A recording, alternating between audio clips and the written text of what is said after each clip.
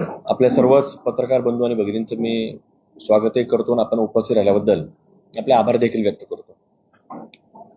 ही पत्रकार परिषद ही आज बोलण्याचं कारण एक आहे की महाराष्ट्रामधील आपल्या एक फार मोठी जी एक संतांची भूमी म्हणून ओळखली जाते ही अहिल्यानगरची भूमी, आणि त्या भूमीमध्ये शुक्रवारी 7 ऑगस्ट 2026 दुपारच्या वेळेला अत्यंत दुर्दैवी घटना घडली. आणि ती म्हणजे एक धीरजसिंग राजपूत म्हणून जो आमचा युवक होता, एक सहकारी होता, धर्मकार्यामध्ये सक्रिय असणारा एक व्यक्तिमत्व, आणि त्याची महानगरपालिकेचं म्हणजे सार्वजनिक हिताचं काम तो एक मुकुंदनगरच्या उपनगरामध्ये करत असताना त्याच्यावरती एक फार मोठा हल्ला तिथं जिहादी लोकांकडच्या वतीनं तो करण्यात आला.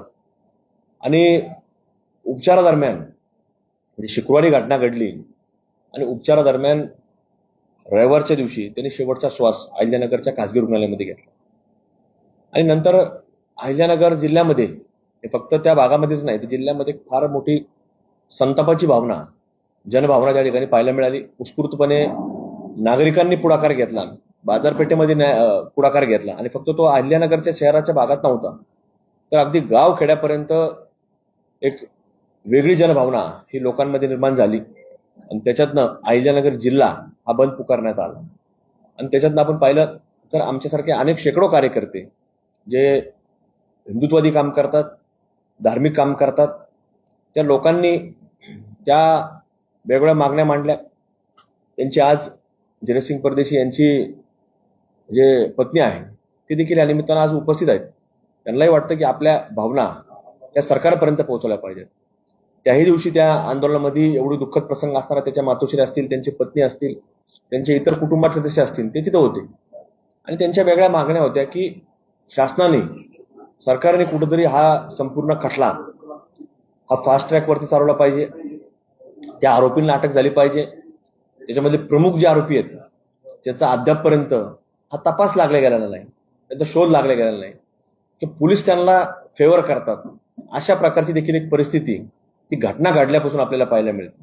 आणि त्यामुळं आज कुठंतरी पत्रकार परिषद घेण्याचं एकच कारण आहे की कुठंतरी ह्या भावना सरकारपर्यंत पोहोचवल्या पाहिजे. आणि कुठंतरी याच्यातनं या पीडित कुटुंबाला आपल्या पत्रकारांच्या माध्यमातून, न्यूज चॅनलच्या माध्यमातून कुठेतरी एक भावना सरकारपर्यंत गेल्यानंतर कुठेतरी त्या कुटुंबाला न्याय मिळाला पाहिजे. आणि म्हणून तिथं मागणी जी होती ती मागणी अशी होती की कुठेतरी फास्ट ट्रॅकचा खटला असेल, पोलिसांनी कुठेतरी याच्यामध्ये शासनाला प्रस्ताव पाठवला पाहिजे की याच्यामध्ये स्पेशल सरकारी वकील या घटनेवरती कुठेतरी कागदपत्र तयार होण्याच्या अगोदरपासून हा एक चांगला सरकारी वकील असला पाहिजे. आता आपण पाहतो की पोलीस घटना घडल्यापासून ही घटना ही कुठेतरी वेगळ्या दिशेला नेण्याचा प्रयत्न पोलीस घटना घडल्यापासून आजपर्यंत करतायत.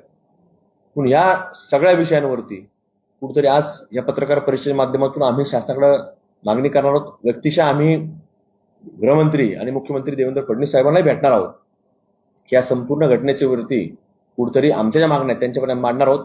त्या दिवशी देखील आंदोलनाच्या दिवशीच आंदोलनातनं त्यांनी आंदोलकांशी संवाद साधला फोनद्वारे, त्यांनी भावना जाणून घेतल्या आणि त्यांनी आम्हाला शाश्वत दिल्या आम्ही करणार आहोत.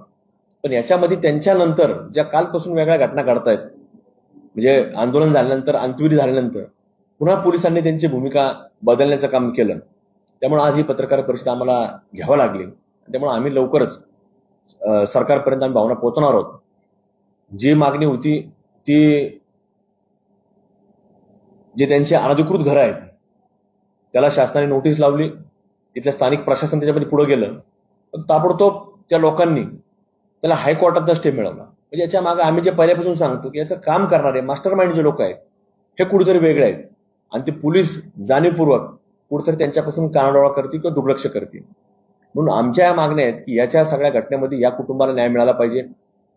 ज्या धीरजसिंग परदेशी यांच्या ज्या पत्नी आहेत त्यांना कुठेतरी शासनाच्या माध्यमातून कुठेतरी एक नोकरी, सन्मानजनक नोकरी ही मिळाली पाहिजे. त्याच्या कुटुंबाचा कुठेतरी विचार झाला पाहिजे. आमच्या हिंदुत्वादी संघटना त्याच्या पाठीमागे आहेत, त्यांना निश्चित रूपाने मोठी मदत देखील केली जाईल. पण तिला मदतीपेक्षा कुठेतरी सन्मानजनक एक कुठेतरी ही नोकरी देखील शासनाच्या माध्यमातून मिळाली पाहिजे. जे आज आरोपी आहेत त्यांच्या घरावर जे नोटीस लावल्यात, त्यांनी जो स्टे मिळवलाय, तर तो स्टे लवकर शासनाने स्वतः वकील देऊन तो स्टे हायकोर्टातनं उठवला पाहिजे. आणि त्या जे पीडित आहेत, जसं आपण पाहतो की काही ठिकाणी लगेच त्यांच्यावर कारवाई होती. मग पीडिताला कुठेतरी वाटतं की आपल्या मागं हे सरकार, शासन योग्य रीतीने उभं राहिलं पाहिजे, सक्षमपणे उभं राहिलं पाहिजे. कारण तो व्यक्ती जरी कुठल्याही विचाराचा असला, जरी हिंदुत्वादी विचाराचा असला, हिंदू संघटनेचं काम करत असला, देवा धर्माचं काम करत असला, पण तरी देखील एक वेगळ्या मुस्लिम बहुल एरियामध्ये जिथं इतर समाज ते अल्पसंख्याक आहेत, तिथं तो व्यक्ती गेलेला होता. तर यांनी मनामध्ये कुठेही त्याच्या शंका नव्हती की आपल्याला काहीतरी ज्यावेळेस जबाबदारी आपल्यावर कामाची आहे, तर ते काम आपण प्रामाणिकपणे केलं पाहिजे. आणि म्हणून तो व्यक्ती तिथपर्यंत गेलेला होता. आणि तो काम करत असताना कुठेतरी त्याला एका ठिकाणावरून दुसऱ्या ठिकाणावर, कब्रस्तान जिथं कुठल्याही प्रकारचं म्हणजे सीसीटीव्ही फुटेज नव्हती, अशा ठिकाणी त्याला नेऊन आज कुठेतरी त्याच्यावरती म्हणजे बेदम मारहाण करून, म्हणजे फक्त डोकं टार्गेट केलं आणि तो म्हणजे जगणारच नाही, अशा प्रकारचं जे काही प्लॅनिंग करून आजची घटना घडून आणलेली आहे. त्यामुळे या कुटुंबाला कुठेतरी आज न्याय मिळवण्याकरता आम्ही ही पत्रकार परिषद माध्यमातून शासनाच्या द्वारे आपल्यापर्यंत पोहोचवण्याचा विनंती आपल्याला करत आहोत. त्यामुळे आम्ही व्यक्तिगत त्यांना भेटणारच आहेत. सगळ्या भूमिका त्या दिवशी तरी त्यांनी फोनवर संवाद साधलेला असला, पण तरी नंतर पोलिसांची भूमिका ही आपल्याला बदललेली पाहायला मिळते.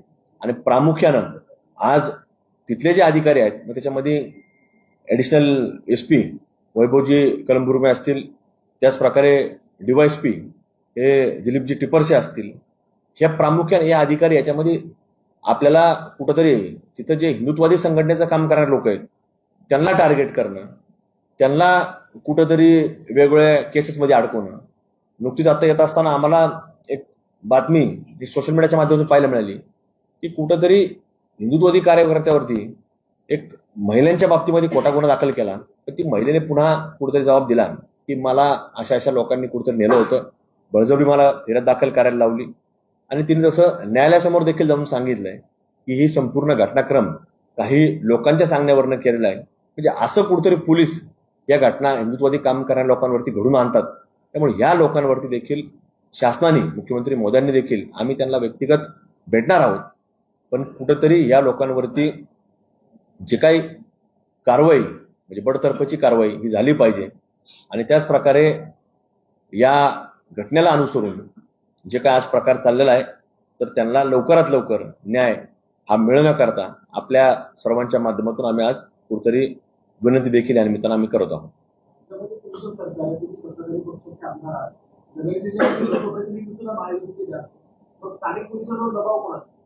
नाही, आपण जर पाहिलं तर याच्यामध्ये पोलिसांना दबावापेक्षा ते व्यक्तिगत कुठेतरी वेगळ्या प्रकारची भूमिका बजावत असताना आपल्याला पाहायला मिळतात.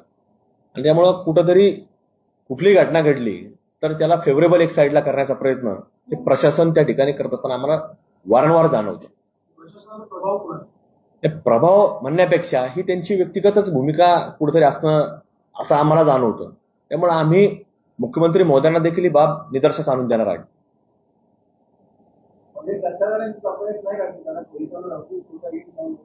नाही, अंकुश म्हणण्यापेक्षा ज्यावेळेला ते रेकॉर्डवरती हे कुठेतरी वेगळ्या प्रकारे घेत आहेत आणि रेकॉर्डवरती घेतल्यानंतर वरती कुठल्या तरी व्यक्तीला, राजकीय व्यक्ती समजा आमच्यासारखे स्थानिक लेवलला काम करतात, तर आमच्या लोकांना वेगळं सांगायचं की असा नाही असा प्रकार होता. आणि एकदा रेकॉर्डर घेतलं तर शेवटी न्यायालयामध्ये ते सिद्ध करत बसावं लागतं की हे खोटं होतं किंवा कशा प्रकारे खोटं केलेलं आहे. नंतर न्यायालयामध्ये जसं निकाल लागतो तसं होतोच. मी आता जसं सांगितलं, येतानाच आम्ही बातमी वाचली की तशाच प्रकारची बातमी आहे. मग त्याच्यामध्ये त्या व्यक्तीला एखाद्या FIR दाखल झाल्यानंतर त्याला सिद्ध करायला वेळ जातो.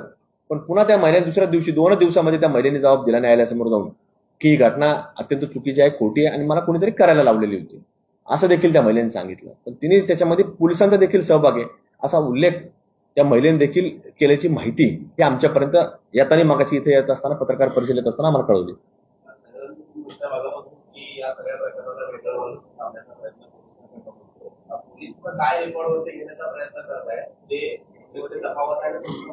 आमचं जे म्हणणं आहे की आम्ही त्या दिवशी देखील सांगितलं, याच्यातले घटना घडून आणणारे लोक आहेत. म्हणजे याच्यामध्ये जसं पहिल्या दिवसापासून आम्ही सांगतो की यातले प्रमुख लोक अजूनही अटक नाहीत. म्हणजे ज्यांनी घटना घडण्याच्या अगोदरपासून, कारण तो मुलगा जो तिथं गेलेला होता तो 1:30च्या सुमारास गेलेला होता, म्हणजे 1:15 ते 1:30च्या सुमारास, आणि घटना अंदाजे 4च्या नंतर घडलेली आहे असं पोलिसांनी देखील सांगितलेलं आहे.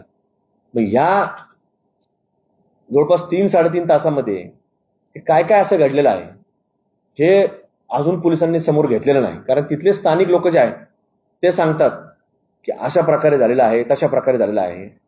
आणि हे लोकांनी, पोलिसांनी फक्त जे घटना घडून आणणारे लोक आहेत हेच त्याच्यामध्ये फक्त आरोपी केलेले आहेत. पण घटना घडण्याच्या अगोदरचा प्रकार आणि घटना घडण्याच्या नंतरचा प्रकार हा अजूनही त्याच्यामध्ये पोलिसांनी तपास केलेला नाही. पहिल्या दिवसापासून ते सांगतात नाही एवढेच लोक होते, एवढेच लोक होते. आणि मग कुठंतरी इतर त्यांच्या कुटुंबातले काही सदस्य आरोपी केल्याचं आम्हाला माहिती ती समोर आलेली आहे. मारहाण जेव्हा झाली तर मोठी पोलिसांनी आतापर्यंत काय रेकॉर्ड केले? कपाळावरती पिळा लावला मारहाण झाली असा एक दावा केला. नाही, आमच्याकडनं तोच दावा आहे आणि आम्ही त्या दाव्यावरती कायम आहोत. ही तशाच प्रकारची घटना आहे.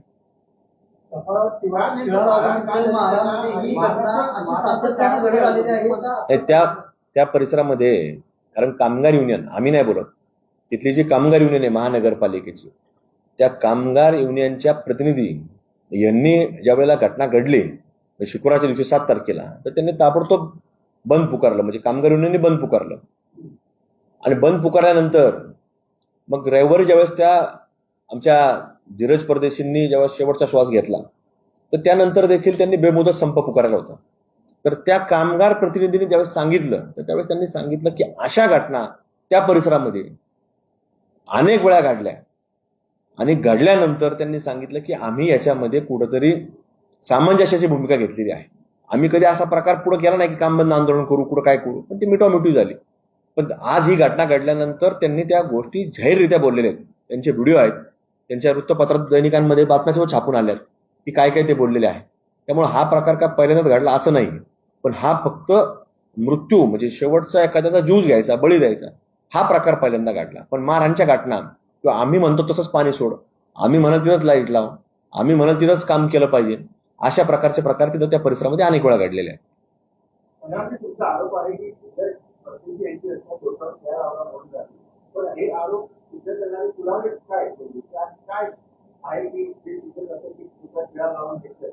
पुरावे हे पोलिसांनी शोधणं गरजेचं आहे, पण पोलीस त्या दिशेने जात नाहीयेत. म्हणून आमचं जे आक्षेप आहे तो पोलिसांवरती आहे की पोलिसांनी याच्यामध्ये भूमिका, त्यांनी योग्यरित्या तपास केला पाहिजे, प्रमुख आरोपी अटक केले पाहिजेत. आणि त्यामुळं आमचं जे म्हणणं आहे की पोलीस जर डायव्हर्ट करतायत तो आमचं पहिल्या दिवसापासून, घटना घडल्यापासून आमचं ते प्रशासनाला सांगणं. संशयाला तिथं सांगतायत ना, जे त्याच्याबरोबर होते ते तिथं त्यांच्याशी बोललेले आहेत, इतर त्यांच्याकडे पुरावे, इतर लोक आहेत, पण ते रेकॉर्डच घ्यायला तयार नाहीत पोलीस. स्थानिक पोलीस या प्रकरणामध्ये तपास करत आहेत, तर बाहेरच्या अधिकाऱ्यांनी नाही, शासनाकडे आमची मागणी की योग्य तो तपास झाला पाहिजे. शेवटी शासनाने ठरवा कुठली एजन्सी द्यायची, कुठला अधिकारी द्यायचा. जसं आपण पाहतो वेगवेगळ्या घटनाक्रमामध्ये वेगवेगळे अधिकारी बाहेर जिल्ह्यातले नेमतात, तर ते शासनाने ते करावं. पण ह्या यंत्रणेवरती ते जाणीवपूर्वक ह्या विषयाला मग कुठंतरी टर्न करण्याकरता मग स्थानिक जे काही हिंदुत्व संघटनेचे लोक काम करणार असतात त्यांना खोट्यापुढे अडकवतात, त्यांना काही नोटीस देतात, तुम्ही इकडे यायचं नाही, सोशल मीडियावर तुम्ही अशी पोस्ट टाकायची नाही, आणि त्यांना टार्गेट करून याच्यातनं बाजूला केलं जातं. हा प्रकार करून ज्याला आपण म्हणतो मराठीमध्ये की दाबादाबी करायची, तर तसा प्रकार याच्यामध्ये प्रशासन तिथं करत असताना पाहायला मिळतो. हो हो, ह्या घटनेच्या बाबतीमध्ये अजिबात कुठेतरी पोलिसांचा आमचं म्हणजे याच्यामध्ये आमचा विश्वास राहिला नाही.